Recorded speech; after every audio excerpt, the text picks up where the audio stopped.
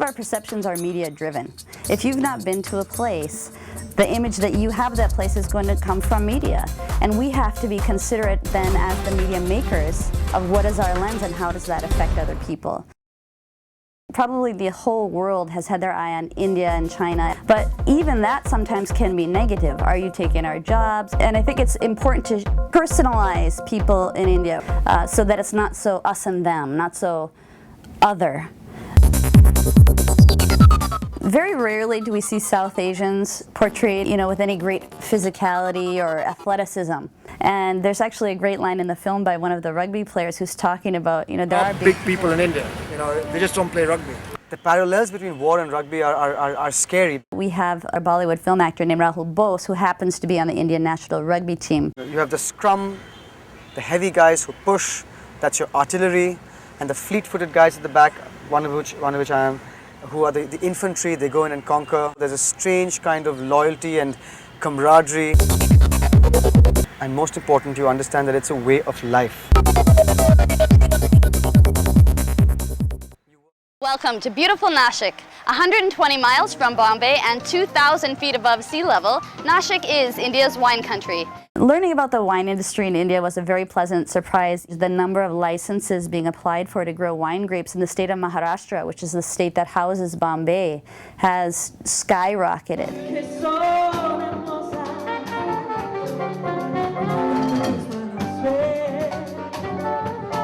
We've had some great success out of India. We are now in California, we're in France, we're in Italy. People I think here are slowly recognizing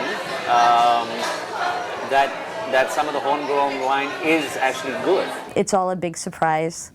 The vineyards are beautiful, they're green, they're lush. It looks a lot like Napa Valley. What kind of wine are you enjoying today? It is now big in India. Very fresh, very summery.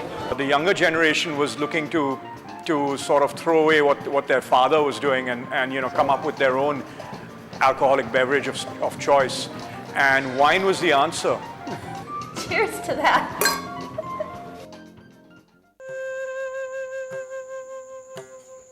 Kerala is a lush green state that lines the southwest border of India and is world-renowned for its beautiful backwater canals, giving it the title, the Venice of the East.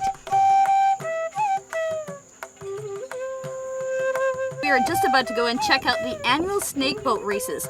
These races are really exciting. We've got these amazing handmade boats that house up to 130 participants in one boat, all racing down a single canal. It's incredibly exciting. The snake boat races are the largest team sport in the world. Untold stories of contemporary India. It is a mix of traditional and contemporary. It's hard sometimes to separate traditional. Ayurveda is a several thousand-year-old science, a healing science that has its roots in Kerala. It calms your nervous system very good and very good for the relaxation. There's a lot of ecotourism that's happening in India today. So this ecotourism is supporting the science. Chakrakulli, that means kill sugar. It's for diabetic patients. It regularizes the insulin level in our body.